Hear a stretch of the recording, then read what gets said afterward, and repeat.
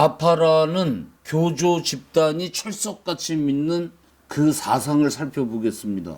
교조 집단이란 말은 어떤 사상이나 교리를 진리로 절대 변하지 않는 불변의 진리로 믿고 따르는 집단이나 교단이나 기독교는 성경을, 불교는 불경을, 그럼 좌파들이 진리로 믿는 공산주의 사상이 뭐길래 이것들이 들어가는 곳마다 인간 백정이 생기고 분란이 생기고 전쟁이 터져가지고 생지옥이 되는지 살펴보겠습니다. 공산주의 창시자는 다 아시다시피 독일인 칼 마르크스죠. 그가 살던 19세기는 지금같이 노동자들 복지 개념이 없어가지고 노동자 농민들이 자본가 지주들에게 무참히 수탈당하던 시기였죠. 그 성 같은 지주 대저택 굴뚝 청소를 하는데 그 굴뚝이 어른이 들어가긴 좀 좁으니까 아이들을 줄에 묶어가지고 들여보내서 굴뚝 청소를 하고 이러는데 애들이 죽고 이래도 그 일을 멈추지 못할 만큼 노동자 농민들은 노예 계급이었습니다. 그 왜 우리나라 조선시대도 다르지 않죠. 노비들이 애를 낳으면 주인이 짐승처럼 이 집 저 집 팔아먹었지 않습니까? 막스는 이런 참혹한 시대상을 보면서 어떻게 하면 이 불공정한 세상을 평등한 세상으로 바꿀까 연구를 하기 시작합니다.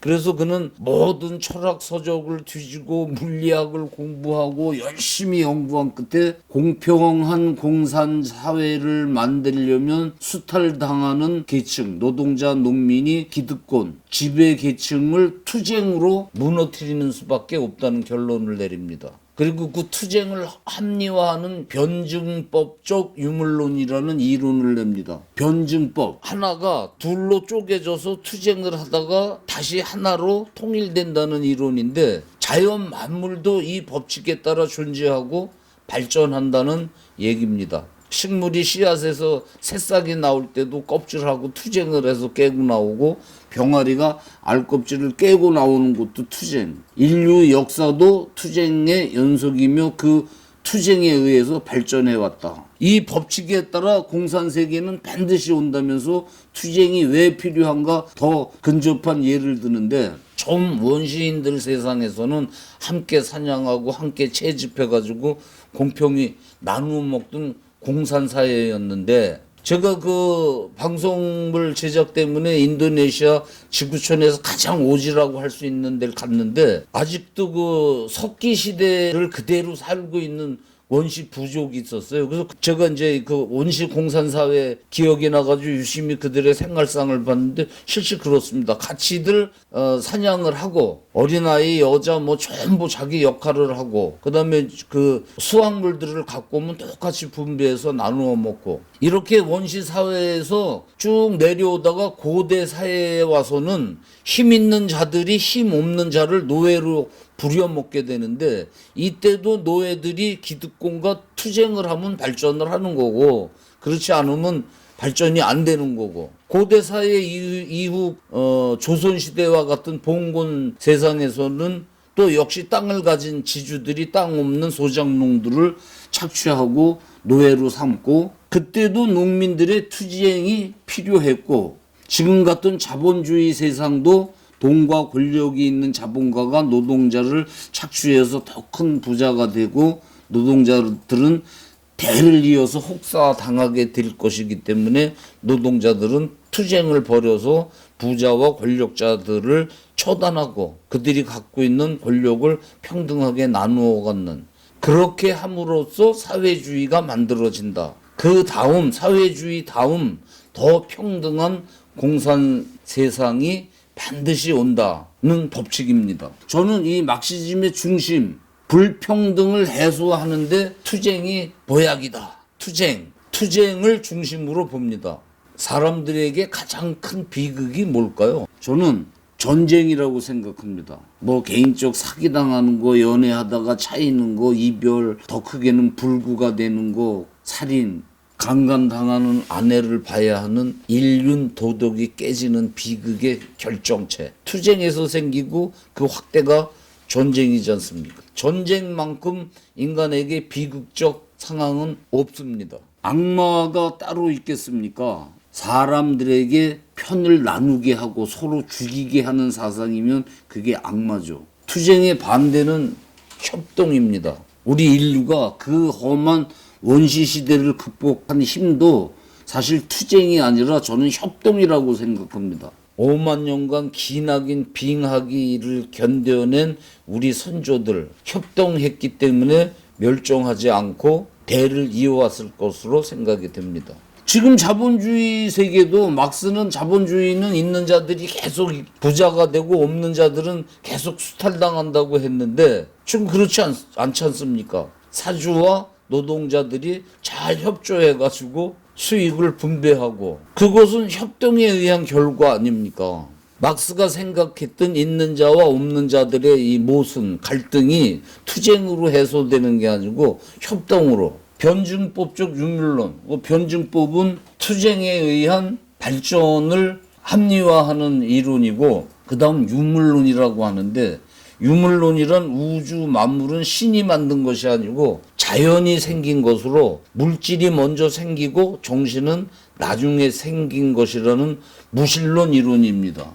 몸이 없는데 무슨 정신이 있냐. 우주를 신이 만들었다는 것은 비과학 미신이다. 따라서 종교는 아편이다. 카를 마르크스는 세계 최초로 공산당과 노동조합을 만들어가지고 몸소 부자들에게 대항하면서 많은 투쟁 교과서를 남기고 65세 나이로 영국에서 죽습니다. 막스가 죽은 지 35년 만에 러시아 레닌이란 자가 이 막스가 남긴 교과서대로 폭력 투쟁을 벌여가지고 거대한 러시아를 공산주의 국가로 뒤집지 않습니까? 그리고 레닌의 대를 이은 스탈린이라는 놈이 이 사상으로 저 유럽 게르만 민족에서부터 우리나라 이북 한민족까지 지구의 반을 사람의 피로 물들이게 합니다. 인류가 생긴 이래 가장 많은 사람이 이 신과 종교를 배제한 인간도 물질로 보는 유물론에 따라 무자비하게 살해되었지 말입니다. 스탈린도 그렇죠. 모태통도 수천만 명을 죽였고 김일성 일가도 지금껏 민족의 살인귀 아닙니까?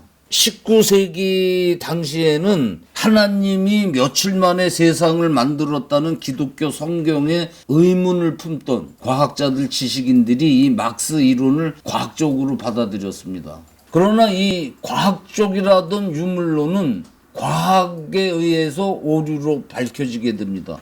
현대 물리학은 물질은 하나로 연결된 에너지의 파동, 형체가 없는 떨림의 힘으로 유지된다는 조건 이론을 밝힙니다. 우주 만물은 보이지 않는 힘의 파동으로 유지된다는 것인데 이 운동이 멈추면 모든 사물은 먼지처럼 부서져 버린다는 거죠. 현대 과학 장비로 물질을 이루고 있는 원자를 분해해서 들여다보면 원자 안의 소립자들은 질서정연하게 마치 우주의 별들이 운행하는 것처럼 운동하고 있습니다.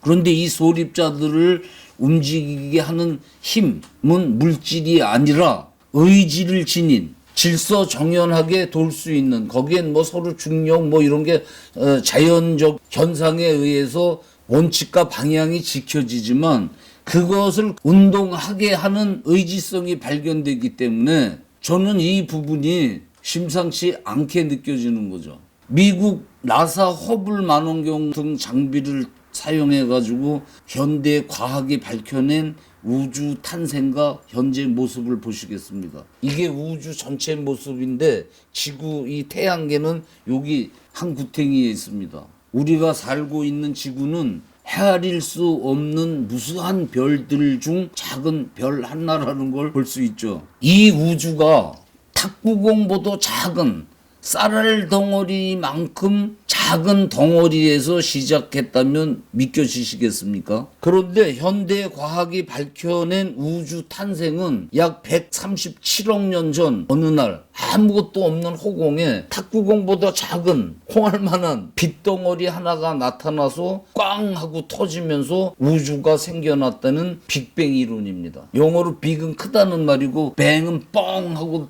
터지는 소리지 않습니까? 저 미국 애들은 총소리도 뱅뱅이리죠. 빅뱅, 커다란 폭음과 함께 이 우주가 시작되었다는 겁니다. 아무것도 없는 허공에 인간으로서는 도저히 상상할 수 없는 질량, 이 우주에 많은 별들이 있죠. 그 별들을 뭉쳐서 콩알만큼 작게 만들어진 질량 덩어리가 엄청난 빛과 소리를 내면서 꽝 하고 폭발을 해가지고 그 충격에 허공 속에 있던 산소, 수소, 질소 요소들이 구름처럼 현상되면서 그 요소들이 회오리쳐 뭉쳐지면서 별들이 만들어지고 그 별들이 소년기, 장년기, 노년기를 거쳐서 나중에는 밝은 빛을 내면서 다시 폭발을 해가지고 먼지가 되었다가 그 먼지들이 다시 별로 태어난다는 것이 현대 과학이 밝혀낸 우주 탄생과 진화입니다. 저는 이 우주 탄생을 단순한 자연 발생만으로 볼 수 없는 부분을 발견하게 됩니다. 이 우주 전체 모습을 보면 마치 태풍과 같죠. 허공에 나타난 먼지와 같은 성분들이 뭉쳐져서 그 성분에 따라 태양과 같은 별도 되고 지구와 같은 별도 탄생합니다. 이 사진이 별이 되는 구름, 성운입니다. 이처럼 우주는 계속 커지면서 별들이 많이 생기면서 점점 넓어지는 거죠. 우리가 사는 지구라는 별은 태양과 적당한 거리를 유지하기 때문에 생태계가 유지되고 생명이 유지되는 거죠. 지구와 태양의 거리가 조금만 멀거나 가까워져도 이 지구는 달이나 화성처럼 메마른 별이 될 것입니다. 그리고 우리는 느끼지 못하지만 이 순간 지구는 시속 150km, 초속 330m, 야구공이 날아가는 것보다 더 빠르게 자전을 하고 있습니다. 스스로 돕니다. 한 바퀴 돌면 하루입니다. 이렇게 돌면서 시속 10만 8천 km, 총알보다 더 빠른 속도로 태양을 돌고 있습니다. 태양을 한 바퀴 돌면 1년입니다. 이렇게 우주가 질서정연하게 운행하는 것은 우주의 씨앗, 그 처음에 그 빅뱅을 일으켰던 그 씨앗이 생기기 전에 마치 큰 느티나무 씨앗 속에 그 나무의 성질과 크게 성장할 수 있는 설계도가 내포되어 있듯이 물질 이 하나가 나타나기 전에 방향성이 있는 무형의 의지가 있다는 것을 유추할 수가 있죠. 현대 물리학은 그 우주 씨앗이 나타나기 전에 폭발이 있기 전에 무엇이 있었을까를 지금 찾아 들어가고 있습니다. 19세기 막스의 유물론은 물질이 단 줄 알았는데 물질은 비물질에 의해서 생겨났고 존재한다는 걸 몰랐습니다. 인간들은 과학이 발달하기 전 원시 시대부터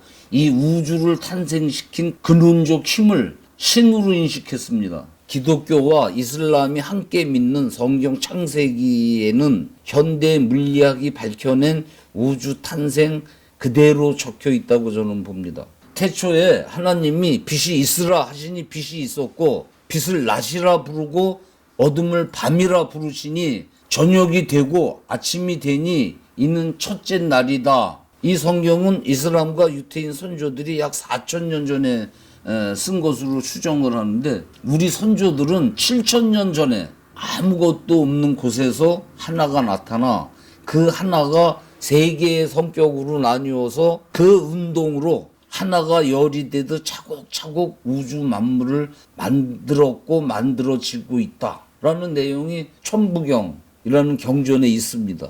우리 선조들은 선사시대부터 그 아마 그 동굴이나 운막의 그 입구에 밤하늘을 보고 거기에 별 자리들이 이동하는 걸 보고 우주가 어떤 힘에 의해서 운행하고 있음을 감지하고 그 힘을 하나님, 하늘님이라고 했습니다. 나쁜 일을 하면 하늘이 무섭지 않느냐. 그때부터 우리는 천손, 그러니까 하늘의 자식이라는 사상을 지닌 민족이죠. 나는 이 막스한테 7,000년 전 우리 선조들이 쓴 이 천부경을 보여주고 싶습니다. 우리 선조들은 동아시아 최초의 국가 고조선을 세우면서 서로 돕는 홍익인간이 이화세계, 평등한 세계를 만든다고 가르쳤거든요. 한 사람도 소외되지 않는 과학적 사회주의, 똑같이 일하고 똑같이 나누어 갖는 공산세계를 만들자. 얼마나 평등하고 이상적인 말입니까? 그래서 사람들은 이 논리에 환장을 해가지고 이 목적을 달성하기 위해서 사람을 가축처럼 도살하면서 공산 세상을 만들어 봤는데 어떻게 됐습니까? 이 사상으로 한 나라들이 적화될 때 반드시 나타나는 증세가 있는데 그것이 우파 좌파 싸움 증상입니다. 개인과 개인이 우파 좌파로 쪼개지고 가족과 사회와 국가가 파벌지어 서로 투쟁하다가 죽이게 하는 사상. 그 북조선을 탈북한 황장엽 선생이 만든 김일성 주체 사상도 이 유물사관을 기본으로 해서 만들어진 사상입니다. 우리나라 이북을 차지한 김일성 일가는 지금까지 이 교리로 인민들 피를 짜고 있습니다. 동족으로 정말 쪽팔리는 상황이죠. 제가 일본에 가서 김일성 욕을 막 했더니 그 얘기를 듣고 있던 일본 사람이 그건 니네 동족 아니니? 그 제가 얼굴이 시뻘개졌어요. 그런데 대명천지 지금 대한민국에도 이 교리를 믿는 주사파들이 있다면 안 믿어지시죠? 구원파, 뭐 요새 공중부양하는 허교주, 신천지, 그 유튜브에 10만 명씩 몰리는 몽골 박사교. 이 허접한 말장난에도 쇠뇌가 돼가지고 헤어나지 못하는데 그 신천지 보세요. 국가를 통일할 혁명교인데 어련하겠습니까? 제가 주사파들 만들어지는 시기에